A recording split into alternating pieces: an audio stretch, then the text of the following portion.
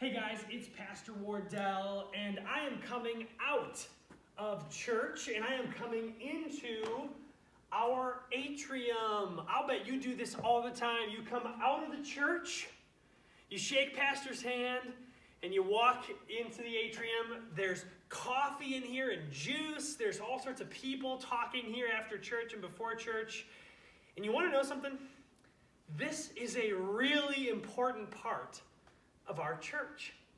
You know, there's a Bible verse that's all about church, and it has nothing to do with an altar or a baptism or a sermon.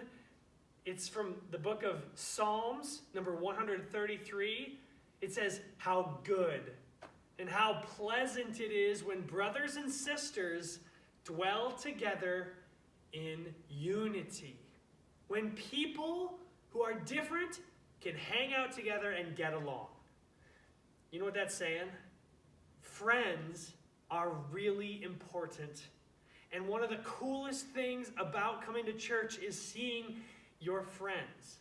Now maybe you love to come to church, but you don't always love sitting through the sermon. Maybe you love coming to church, but you don't always like the songs we sing. Maybe you love coming to church, but sometimes an hour is a little long to pay attention. And those are all things we can keep working on, staying focused during the sermon and staying listening during the songs. But guess what?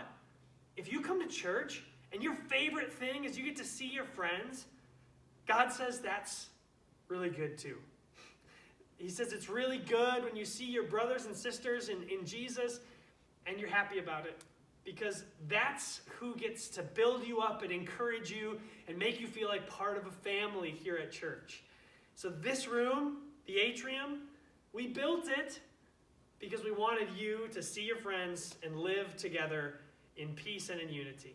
I hope that you have a great weekend in Jesus. I hope you can come back to this room and see your friends and see me soon.